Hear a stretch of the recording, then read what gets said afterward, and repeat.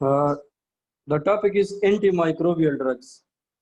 As I said, microbes may be pathogenic or non-pathogenic. Pathogenic organisms cause diseases. The non-pathogenic are parts of the normal flora of our body. What is normal flora? Normal flora are microbes which are present inside our intestines and in oral cavity, nasal cavity, uh, they occupy certain positions to prevent the attack of other organisms, to attach on the receptors or sites.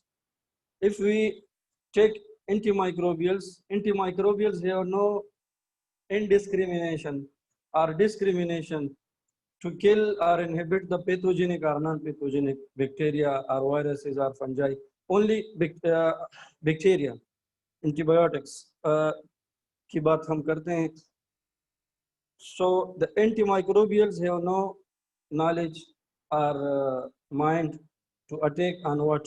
They will attack and kill or destroy or inhibit the microorganism by their mechanism of action.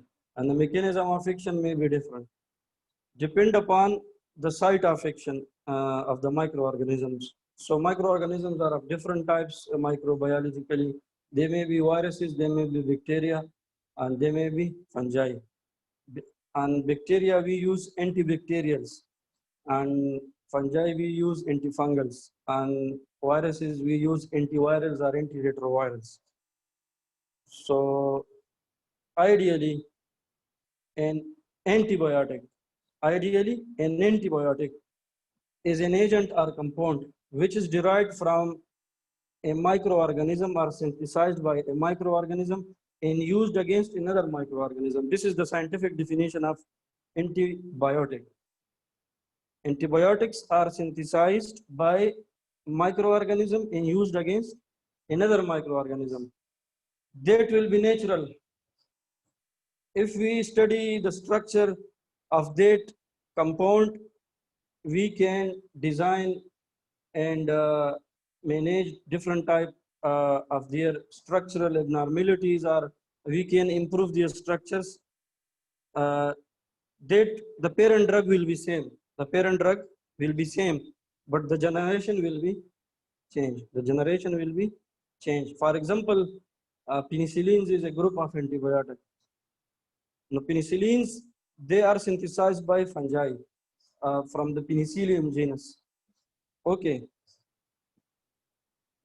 First of all, antibiotic should be synthesized by a microorganism and used against another microorganism. For example, if we prepare penicillin, and penicillin is maybe naturally occurring or synthetic or semi-synthetic, but penicillins are synthesized naturally inside a fungi and used against the bacteria. Naturally, everywhere, when there are two organisms of different types, for example, one is fungi and one is bacteria. Fungi try to kill bacteria, bacteria try to save himself from the attack of fungi. So if there are wounds or infection inside our body, and the infection or wounds, they may be infected from one type of organism or multiple type of organism. The multiple type organism may be two type of bacteria, three type of bacteria, four type of bacteria, or one type of bacteria and another type of fungi. So fungi will release certain type of chemicals to kill or inhibit the growth of bacteria and promote their own self. So fungi always release antibiotics to kill bacteria. In this way, our immune system becomes weakened.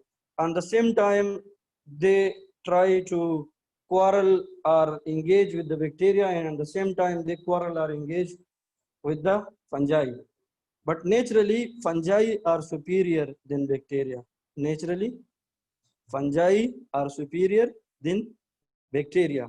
If a bacteria and fungi are present at the same time, the ultimate consequences will be the destruction of the tissue, because our tissue is trying to kill bacteria and fungi on the same time. On the same time, fungi try to kill bacteria and promote their own self, and on the same time, bacteria release toxins to prevent their self from killing.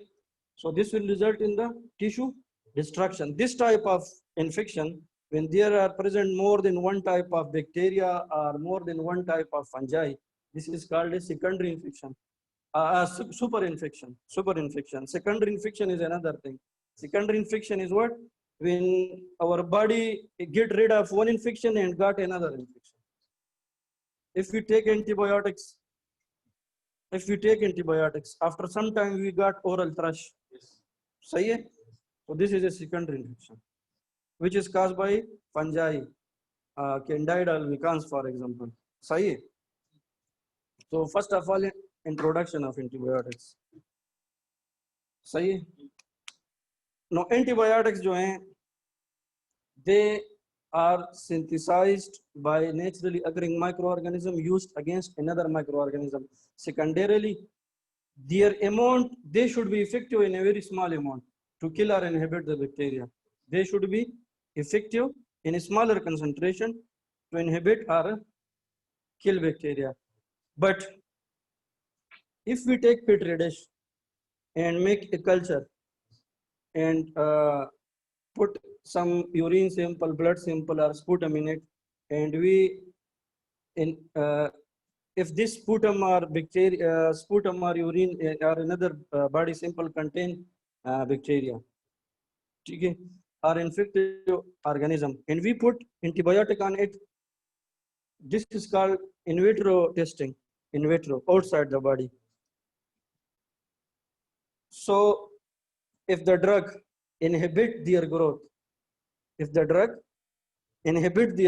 not kill them, this is called what is the amount of the drug which results in the inhibition of that bacteria? That will be inhibitory concentration. So the minimum amount is estimate. Several. Till introduction. ये सब बातें मैं लिखूंगा, कोई मसला नहीं. Notes भी हैं, फोटोस्टेट भी हो सकते हैं, सब कुछ हो सकता है. अगर हम एंटीबायोटिक्स पे जो ड्रग अप्लाई कर रहे हैं और उस ड्रग की वो मिकदार जो उसकी ग्रोथ को बढ़ने से रोके, यानी बैक्टीरिया को मल्टीप्लाई करने से रोके, तो उस कंसंट्रेशन को हम कहेंगे मिनिमम इनहिबिटरी कंसंट्रेशन. यानी ड्रग की छोटी से छोटी मिकदार जो कि बैक्टीरिया को ग्रो करने से रोकती है, सही है, उसको हम कहते हैं मिनिमम इनहिबिटरी कंसंट्रेशन. अब हमारे पास तो है पेट्री डिश, हम लेबोरेटरी में टेस्ट कर रहे हैं. इसका ये मतलब नहीं है कि ये टेस्ट बॉडी के अंदर हो रहा है. इसका ये मतलब नहीं है कि ये टेस्ट बॉडी के अंदर हो रहा है. बॉडी के अंदर हमारी फार्माकोकाइनेटिक्स होती है. इधर हम सिर्फ फार्माकोडायनामिक्स को स्टडी कर रहे हैं. समझ आ रही है? हम बॉडी के अंदर फार्माकोकाइनेटिक्स प्रोफाइल भी ड्रग का देखते हैं, और बाहर जो हम लैब में इन विट्रो टेस्ट कर रहे हैं वो हमने सिर्फ ये चेक करना है कि ये जो बैक्टीरिया है ये इस पे कौन सा ड्रग एक्ट कर सकता है, या एक पैथोजेनिक बैक्टीरिया है जिसको ट्रीट करना मुश्किल है तो हम उसको लिए लेबोरेटरी डायग्नोसिस करते हैं. ठीक है, ताकि हमें ये पता चले कि कौन सा एंटीबायोटिक इस पे इफेक्ट है. अब ये तो हमें पता चल गया लेकिन अब ये हमें पता नहीं है, ये भी हमें पता लगाना जरूरी है कि बैक्टीरिया जो है उसका साइट ऑफ इन्फेक्शन कौन सा है. वो इन्फेक्शन जीआईटी में मौजूद है, वो इन्फेक्शन नर्वस सिस्टम में मौजूद है, वो इन्फेक्शन बोन में मौजूद है, वो इन्फेक्शन किडनी में मौजूद है, यूरिनरी ट्रैक्ट में मौजूद है. तो उस इन्फेक्शन को ट्रीट करने के लिए हमें क्या चाहिए होगा? उस ड्रग का फार्माकोकाइनेटिक प्रोफाइल के उस जगह तक ये ड्रग बॉडी के अंदर अगर हम इसको टेबलेट या कैप्सूल या इंजेक्शन की फॉर्म में दे दें तो ये जो टेबलेट, इंजेक्शन या कैप्सूल है ये उस जगह तक पहुंच भी पाएगा कि नहीं? इन विट्रो तो ये बिल्कुल ठीक है, काम कर रहा है. लेकिन अगर यूरिनरी ट्रैक्ट इन्फेक्शन के लिए हम टेट्रासाइक्लिन दें तो टेट्रासाइक्लिन की जो एक्सक्रीशन है वो गैस्ट्रोइंटेस्टाइनल ट्रैक्ट से, यूरिनरी ट्रैक्ट में वो नेग्लिजिबल है, वो काम ही नहीं करेगा. समझ आ गई? दूसरी बात, हमें ये पता नहीं है कि जो पेशेंट है वो बच्चा है, बूढ़ा है. सिंपल से हमें पता नहीं चलेगा ना, वो तो सिंपल है, हमने टेस्ट किया कि ये इस पे इफेक्टिव है और ये इफेक्टिव नहीं है. अब हमें ये भी पता लगाना है कि वो जो पेशेंट है उसकी एज कितनी है, वो वाइट मेल है, वाइट फीमेल है, एशियन मेल है, एशियन फीमेल है, स्पेनिश है. फार्माकोजेनेटिक्स भी हमें पता होगी.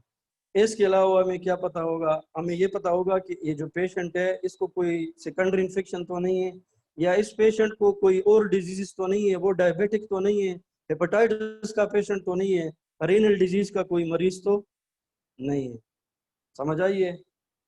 तो ये इसको हम कहते हैं principles of anti microbial therapy के एंटी माइक्रोबियल देने से पहले, उसको सजेस्ट करने से पहले मेडिकल टीम को कुछ और भी सोचना है, सिर्फ ड्रग ऑफ चॉइस पे काम नहीं चलेगा।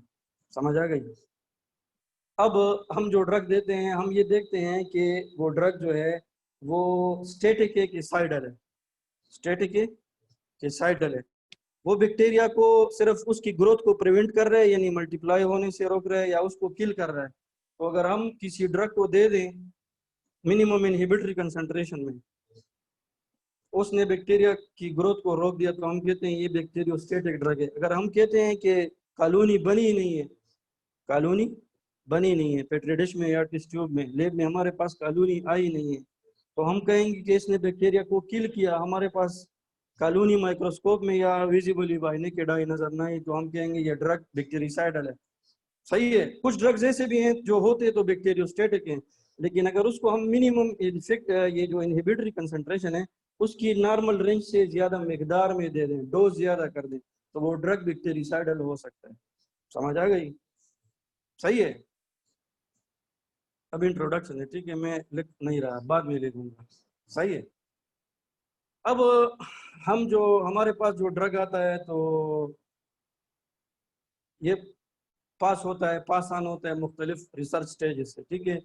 पहले हम उसका इफेक्ट देते हैं कि वो ड्रग जो है सिर्फ सिंगल इफेक्ट उसका है, सिर्फ एंटीबायोटिक है या कुछ और भी काम कर रहा है बॉडी के अंदर। बाजू का ड्रग का जो साइड इफेक्ट है वो हमें चाहिए होता है। क्या? ड्रग का हमें साइड इफेक्ट चाहिए होता है, बॉडी में इंफेक्शन नहीं होता, लेकिन वो जो एंटीबायोटिक का साइड इफेक्ट है वो हमें किसी दूसरे डिजीज को ट्रीट करने के लिए चाहिए होता है। सिर्फ एडवर्स रिएक्शन के बेस पे हम किसी ड्रग को नेग्लेक्ट नहीं कर सकते। फॉर एग्जांपल, हमारे पास एरिथ्रोसिन है, अगर किसी को कॉन्स्टिपेशन है और उसको इन्फेक्शन नहीं है और वो एरिथ्रोसिन काल है, उसको डायरिया हो जाता है, लेकिन उसका कॉन्स्टिपेशन रिलीव हो जाता है।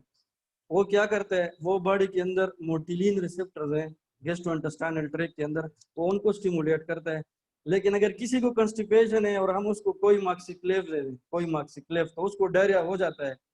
ये इन्फेक्शियस डायरिया है। क्या? ये गैस्ट्रोइंटेस्टाइनल इरिटेशन से हो रहा है। तो अगर हम कॉन्स्टिपेशन रिलीव करना चाहते हैं तो हमें कोई मार्क्सिक्लेव नहीं देना चाहिए, एरिथ्रोमाइसिन देना चाहिए। डायरिया दोनों से होगा।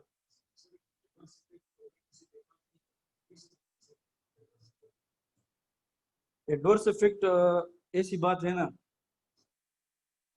फॉर एग्जांपल हम लेते हैं सिरप ट्राइमेटाबॉल, सबने नाम सुना होगा, या ट्रेसोरिक्स फोर्ट, ठीक है, या मोसिगार जिसमें पिज़ोटाइफिन है। तो जो पिज़ोटाइफिन है वो असल में है नर्वस सिस्टम का ड्रग। सही है। 5-HT रिसेप्टर पे वो काम करता है। लेकिन वो 5-HT रिसेप्टर पे जब काम करते हैं तो हमारा जो भूख का सेंटर है ब्रेन में वो उसको स्टिमुलेट करता है। समझ आ गई। इस तरह जो ट्रेसोरिक्स फोर्ट है इसमें जो ड्रग है सिप्रोहेप्टेडीन, सिप्रोहेप्टेडीन, सिप्रोफ्लॉक्सासिन नहीं, वो है एंटी हिस्टामिन, वो एलर्जी की मेडिसिन है। समझ आ गई। लेकिन उसको जब आदमी खाते हैं तो भूख का जो सेंटर है ये स्टिमुलेट होता है, लेकिन उसकी एंटी हिस्टामिनिक एक्टिविटी कम है, कम। लेकिन उसकी जो भूख बढ़ाने की एक्टिविटी है ना, वो एंटी हिस्टामिनिक एक्टिविटी से ज्यादा है। समझ आई। और उससे हमें नींद भी आती है। तो अक्सर जब वो ट्रेसोरिक स्पोर्ट या ट्राई मेटाबॉल आदमी खा लेते हैं तो खाना भी ज्यादा खाते हैं और सो जाते हैं, लेकिन उसको कोई जुकाम नहीं होता। समझ आ गई। तो सर बस स्टार्ट करते हैं। ठीक है। Anti micro anti microbials.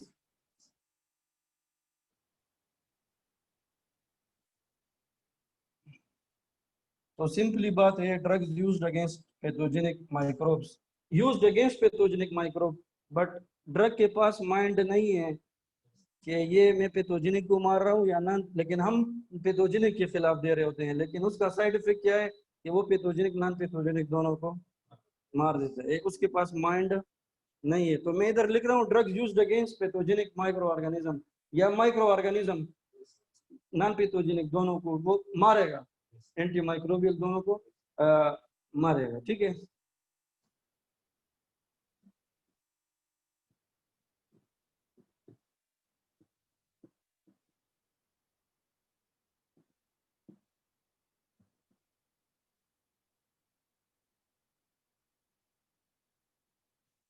maybe antibiotics, maybe antifungals, and maybe antivirals. ठीक है, अब ये जो है antibiotic is a class of antimicrobial drug. Class है, क्लास लंबी क्लास है, इसमें सैकड़ों की तादाद में ड्रग्स है। Antifungal is a class of drug, antiviral is a class of drug. आपके कोर्स में जो है एंटीबायोटिक्स है, एंटीबायोटिक्स में सिर्फ दो क्लासेज हैं, पेनिसिलिन और सिफालोस्पोरिन। बाकी जो 8-9 क्लासेज है उसका कोई जिक्र ही नहीं है, लेकिन मैं वो आपको पढ़ाऊंगा, क्योंकि दो एंटीबायोटिक्स पे दुनिया नहीं चलती। और उसकी जो इनकी जो आई प्रिपरेशन है, आई डिजीज से मुतालिक, वो सलेबस के बगैर मैंने आपके लिए अलग तैयार किया है। वो आपके सिलेबस में है नहीं, लेकिन मैं आपको आई प्रिपरेशन पूरा बताऊंगा कि इसका ये काम है, इसका ये इस आई डिजीज के लिए इस्तेमाल हो। वो ये syllabus exam point of view से होगा, वो प्रैक्टिकल पॉइंट ऑफ व्यू से होगा। जब आप फील्ड में जाएंगे और आप प्रैक्टिस नहीं कर सकेंगे आई का, तो BVS का कोई फायदा नहीं। सही है ना? बस सिर्फ एमोक्सिसिलिन पे तो दुनिया नहीं चल सकती। वो डस्टर नहीं है, एक आदमी चला जाए खैर।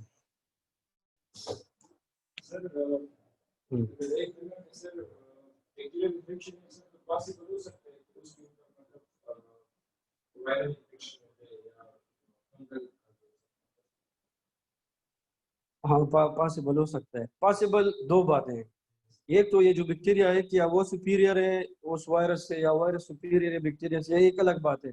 अब दूसरी बात ये है कि साइट ऑफ इन्फेक्शन की मैंने बात की, तो ये जरूरी नहीं है कि एक ही साइट पे दोनों इन्फेक्शन हो सकता है बॉडी में मौजूद हो, लेकिन एक जो है आई पे अटैक कर रहा हो, दूसरा किडनी पे कर रहा हो, तो हमारा जो इम्यून सिस्टम है वो दोनों के साथ एक टाइम पे मुकाबला कर रहा होता है, वो कमजोर हो जाता है। ऐसे मरीज को हम बोलते हैं इम्यूनो कम्प्रोमाइज या इम्यूनो डेफिशिएंट। जिस तरह टीबी का मरीज होता है, लॉन्ग इलनेस है, महीनों सालों चलती है, तो मरीज जो है टीबी के साथ भी लड़ाई कर रहा होता है और ड्रग्स के एडवर्स इफेक्ट भी बर्दाश्त कर रहा होता है और कमजोर हो जाते हैं। सही है?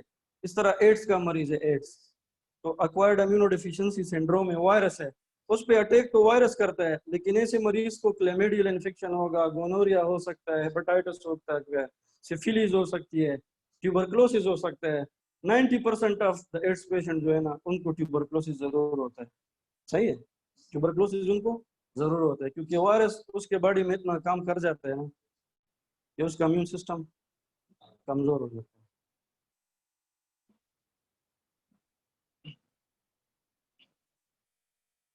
अब एंटीबायोटिक्स,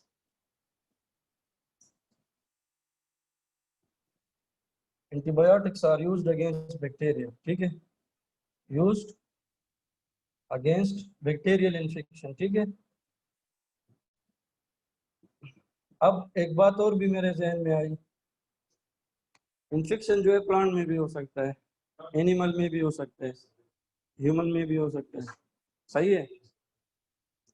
तो बहुत सारे ड्रग्स ऐसे हैं जो कि एनिमल में भी काम करते हैं, ह्यूमन में भी करते हैं, लेकिन बहुत सारे डिजीज ऐसी हैं जो एनिमल से ह्यूमन बीइंग को ट्रांसफर हो सकती है, या ह्यूमन बीइंग से एनिमल को ट्रांसफर हो सकती है ना। तो इस इन्फेक्शन को हम कहते हैं जूनाटिक इन्फेक्शन। जूनाटिक, ये इसमें टर्मिनोलॉजीज आ रही है, सिलेबस से आउट है। ठीक है? बस आ गई तो आ गई। सोशल इन्फेक्शन को हम कहते हैं जूनाटिक इन्फेक्शन। बाज़ औक़ात इस तरह होता है, आदमी हॉस्पिटल चला जाता है, एडमिट हो जाता है, उसको एक इन्फेक्शन होता है, लेकिन हॉस्पिटल में तो और बहुत सारे मरीज एडमिट हैं, या वो अपनी सफाई का ख्याल नहीं रख रहे, या जो इन्फेक्शन है वो उस एरिया में वो इन्फेक्टिव ऑर्गेनिज्म बहुत ज्यादा मिकदार में मौजूद है। ठीक है? तो या तो ये मरीज होता है दूसरे मर्ज में मुब्तला हो जाता है, या मरीज का कोई तीमारदार होता है, हॉस्पिटल में मरीज के साथ बहुत ज्यादा टाइम गुजारता है, 4 दिन 5 दिन 8 दिन 10 दिन, उसको भी इन्फेक्शन होता है। तो वो जब घर आता है तो इन्फेक्शन अपने साथ ले आता है। इस इन्फेक्शन को हम कहते हैं नाजोकोमियल इन्फेक्शन। समझ आ गई? ठीक है? तो किन इन्फेक्शन को ट्रीट करना मुश्किल है? जूनाटिक को ज्यादा ट्रीट करना मुश्किल है, नाजोकोमियल को भी ट्रीट करना ज्यादा मुश्किल है। अब ये जो कोरोना वायरस है, ये नाजोकोमियल भी हो सकता है, हॉस्पिटल में मरीज आया तो दूसरे मरीजों को ट्रांसफर होगा, ये जूनाटिक भी हो सकते हैं। अभी रिसर्च जारी कुछ कुत्तों में और बिल्लियों में कोरोना वायरस पाया गया है। समझ आ गई? तो आप इंसानों को ट्रीट करेंगे या एनिमल को? इस तरह रेबीज वायरस है, रेबीज। और रेबीज वायरस जो है डॉग बाइट, यानी जो मेमल्स हैं वो डॉग बाइट हो सकता है, कैट बाइट हो सकता है, ह्यूमन टू ह्यूमन बाइट हो सकता है, चमगादड़ हो सकता है, फॉक्स हो सकते हैं, जेकाल हो सकता है, डंकी हो सकता है, कुछ भी हो सकता है। हाँ, चूहे हो सकते हैं। ठीक है, तो वो आपको इन्फेक्शन मरीज को ट्रांसफर कर सकते हैं। ठीक है ना? तो ये सिर्फ हम ह्यूमन कंटेक्स में एंटीबायोटिक्स नहीं पढ़ रहे हैं। ठीक है, so antibiotics are used against bacterial infection. ठीक है, आइडियल एंटीबायोटिक क्या है? आइडियल आइडियल एंटीबायोटिक क्या है? आइडियल एंटीबायोटिक वो है ना जो माइक्रोब्स प्रोड्यूस करे, दूसरे माइक्रोब्स के खिलाफ इस्तेमाल हो। ठीक है, उस नेचुरल अकरिंग एंटीबायोटिक में जब हम फार्मेको डायनेमिक चेंजेस प्रोड्यूस करेंगे, किस वजह से? उसके स्ट्रक्चर, यानी स्ट्रक्चरल केमिस्ट्री अगर उसकी हम चेंज करेंगे, या फार्मेकोकाइनेटिक प्रोफाइल हम उसका चेंज करेंगे। वो फार्मेकोकाइनेटिक प्रोफाइल भी चेंज हो सकता है ड्रग का। फार्मेकोकाइनेटिक प्रोफाइल भी चेंज हो सकता है। कैसे चेंज हो सकता है? फॉर एग्जांपल, हमारे पास टेबलेट है, ठीक है, या सिरप है। वो टेबलेट जो है, फर्ज करो गैस्ट्रोइंटेस्टाइनल ट्रैक्ट से वो ड्रग डिस्ट्रॉय होता है, हम खाते हैं ना, वो डिस्ट्रॉय होते हैं। दो बातें हैं, या तो ये गैस्ट्रोइंटेस्टाइनल ट्रैक्ट को खराब करेगा, या गैस्ट्रोइंटेस्टाइनल ट्रैक्ट इस ड्रग को खराब करेगा। तो हम उसके ऊपर क्या करते हैं? मुख्तलिफ कोटिंग मटीरियल्स हम उस पर अप्लाई करते हैं। वो कोटिंग मटीरियल तब तक काम देगी जब तक वो साइट ऑफ एब्जॉर्प्शन तक वो ड्रग पहुंच ना जाए। तो हमने उसका फार्मेकोकाइनेटिक प्रोफाइल चेंज किया। समझ आई? हाँ, तो आइडियल एंटीबायोटिक क्या है? आइडियल एंटीबायोटिक वो है जो any it is produced by a microbe and used against another microbe. Number एक, यूज्ड, ये produce are synthesized bye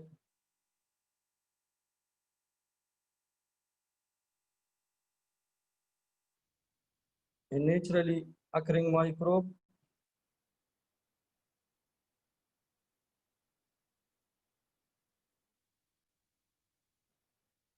and used against another microbe.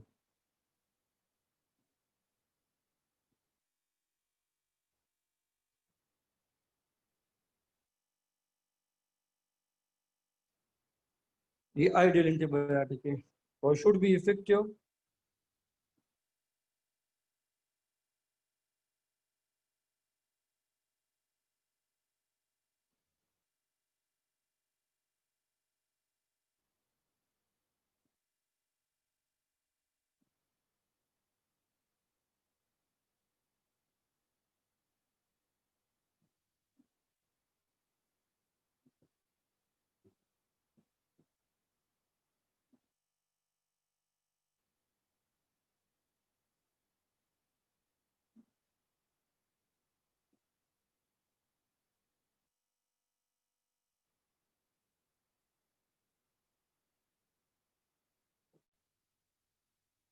ये क्या है कि produce are synthesized by naturally occurring microbe used against another microbe. ठीक है, इसका example आप लिख सकते हैं।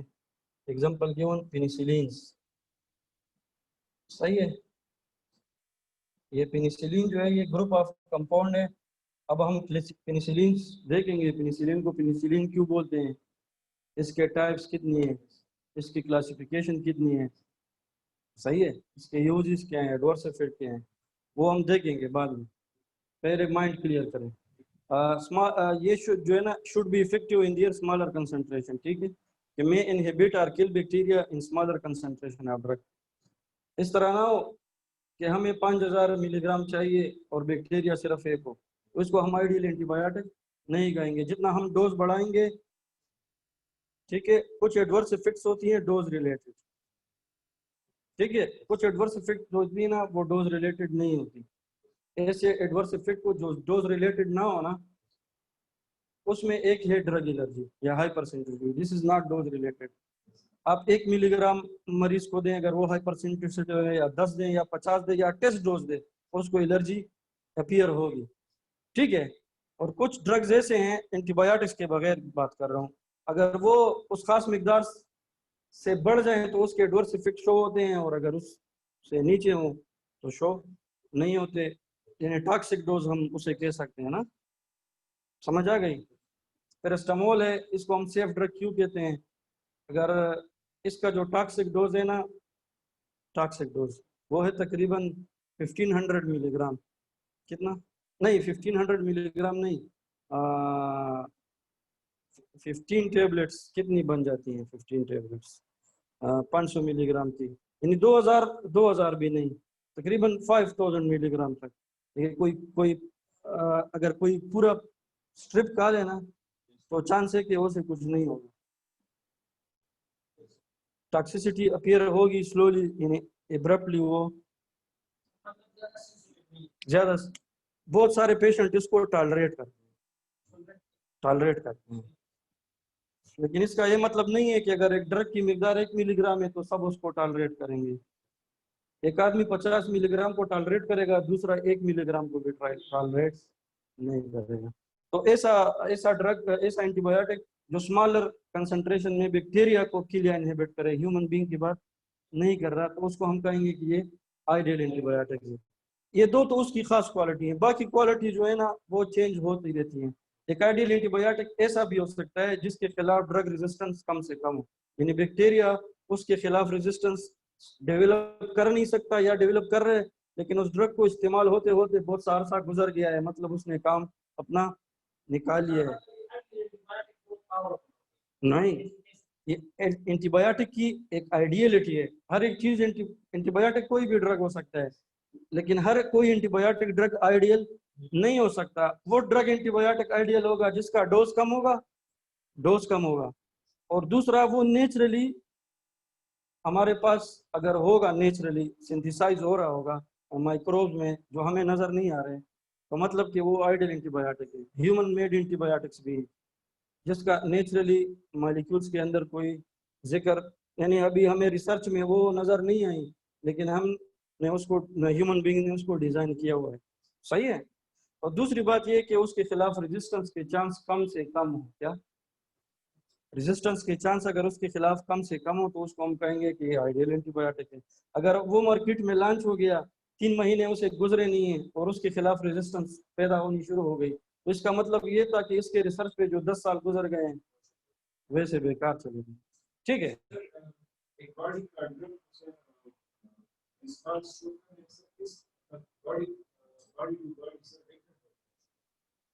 हाँ, बॉडी टू बॉडी डिफरेंट होता है, इसको हम कहते हैं फार्मेकोजेनेटिक्स। हमारे ह्यूमन बींग्स के 99.9% जीन्स सेम है, वो जो 0.1% है ना, सारा मसला उसमें। क्या? 99.9% हमारे जीन्स सेम है, लेकिन जो 0.1% है ना, उस पर हमारा कद भी अलग अलग है दूसरों से, ब्लड ग्रुप भी अलग है, आई कलर भी चेंज है, मतलब हमारा जो पूरा मेकअप है ना बॉडी का।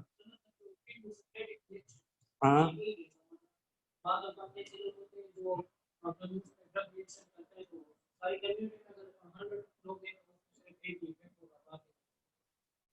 ये जरूरी नहीं है। इडियोसिंक्रेटिक जो रिएक्शन है ना, एक को हम कहते हैं ड्रग ड्रग इंटरेक्शन, एक ड्रग है दूसरे ड्रग के साथ इंटरेक्ट कर रहा है। अब जिसमें इडियोसिंक्रेटिक रिएक्शन हुआ है, क्या उसने सिर्फ एक ही ड्रग यूज किया है? जो हमारे पास अभी पेशेंट आए हॉस्पिटल में या क्लिनिक में, तो हमने उसकी पूरी मेडिकेशन हिस्ट्री देखनी है, डिजीज हिस्ट्री देखनी है, मेडिकेशन हिस्ट्री देखनी है, फैमिली हिस्ट्री देखनी है, ऑक्यूपेशनल हिस्ट्री देखनी है। समझ आ गई? बहुत सारे ड्रग्स ऐसे होते हैं, जब आप खाते हैं सूरज में काम करते हैं तो आपको रेश हो जाता है, कमरे में बैठते हैं तो नहीं होता। फोटो सेंसिटिविटी है, एक आदमी को सिर्फ फोटो सेंसिटिविटी है, बाकी बिल्कुल ठीक है। उस अगर मजदूर है तो उसको फोटो सेंसिटिविटी के चांसेस ज्यादा होंगे। अगर आम मरीज है घर के अंदर काम कर रहे हैं तो उसको उसी ड्रग से फोटो सेंसिटिविटी के चांसेस कम होंगे। समझ आ गई? तो इडियोसिंक्रेसी जो है ना, ये ऐसे रिएक्शन है जिसका काज मालूम ना कि होता, ये रिएक्शन हो गया है लेकिन क्यों हुआ है, यानी बॉडी के अंदर।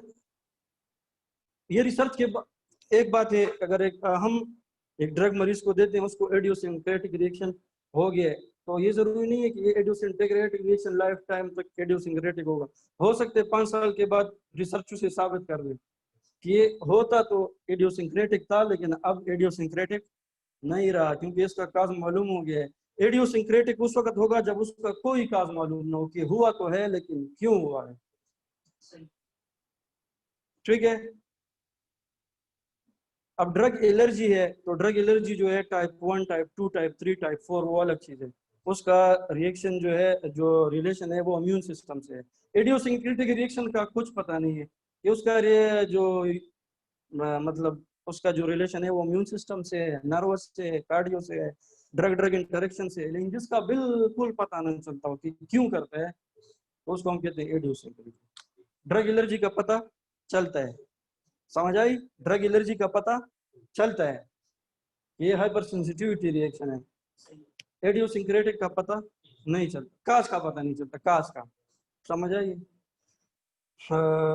ये आइडियल एंटीबायोटिक था। ठीक है, अब इसके बाद है mechanism of action of antibiotic. Antibiotic काम कैसे करता है, तो काम का पता हमें तब पता चलेगा जब हमें माइक्रोब्स के सेल स्ट्रक्चर का पता होगा। जब हमें माइक्रोब्स के सेल स्ट्रक्चर का पता नहीं होगा तो हमें उसके mechanism of action of antibiotics का भी पता नहीं होगा। माइक्रोबायोलॉजी पढ़ी है कब? नहीं, सिलेबस में पढ़ी है, माइक्रोबायोलॉजी नहीं पढ़ी। तो सबसे पहले मुझे मसला क्रिएट होता है जब मैं एंटीबायोटिक्स पढ़ा रहा होता हूँ, तो जब आपको बैक्टीरिया का आपको स्ट्रक्चर नहीं पता होगा, जब आपको ये पता नहीं होगा कि ग्राम पॉजिटिव ग्राम नेगेटिव में फर्क क्या है, ठीक है, तो आप एंटीबायोटिक की सिलेक्शन कैसे करेंगे? हो सकता है इन्फेक्शन ग्राम पॉजिटिव हो और आप उसको ग्राम नेगेटिव के लिए ड्रग दे दें, हो सकता है इन्फेक्शन ग्राम नेगेटिव आप उसे ग्राम पॉजिटिव के लिए ड्रग दे दें, हो सकता है इन्फेक्शन एसिड फास्ट हो, एसिड फास्ट बैक्टीरिया हो और आप उसे ब्रॉड स्पेक्ट्रम एंटीबायोटिक दे दें।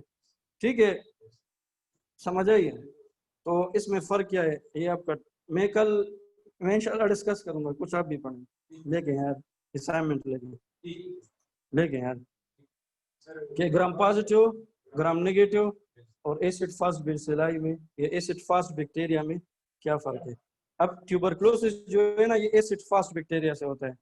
ठीक है, ट्यूबरक्लोसिस एसिड फास्ट बैक्टीरिया से होता है। अगर आप उसको पेनिसिलिन दे रहे तो कोई फायदा नहीं, कि उसका मैकेनिज्म ऑफ एक्शन उधर उसका जो सेल स्ट्रक्चर है ना वो ग्राम पॉजिटिव से मिलता नहीं है, तो या ग्राम नेगेटिव से मिलता नहीं है, तो अगर आप उसको ग्राम पॉजिटिव या ग्राम नेगेटिव का ड्रग दे भी दे। अच्छा, लिखाई आज बहुत कम हो गई है, जनरल डिस्कशन जरा ज्यादा हो गई है। अब बात यह है, मरीज हमारे पास आया और हम मरीज से जब उसकी ये डिजीज हिस्ट्री मालूम करेंगे तो हम कहेंगे कि जो आपको ऑनसेट ऑफ इन्फेक्शन हुए, इन्फेक्शन आपको कब से है, महीना हो गया, 10 दिन हो गए। इन्फेक्शन के लिए बुखार जरूरी नहीं है क्या? हाँ, बुखार सिर्फ इन्फेक्शन से नहीं होता। जिस मरीज को इन्फेक्शन है इसका ये मतलब नहीं है कि इसको बुखार होगा, या जिसको बुखार है उसका ये मतलब हरगिज नहीं है कि इसको इन्फेक्शन है। समझ आई? तो हमारे पास जब मरीज आता है तो पेशेंट फिजिशियन के पास, तो वो देखता है उसके साइन एंड सिम्टम। क्या देखते हैं? Sign and symptom. तो साइन एंड सिम्टम उसको तब पता चलेगा कि ये कौन सी डिजीज है जब उसने डिजीज पड़ी होगी कि इन्फेक्शन है या इन्फ्लेमेशन है। अगर वो इन्फ्लेमेशन हो, इन्फेक्शन ना हो, ठीक है, तो एंटीबायोटिक का तो कोई फायदा नहीं हुआ।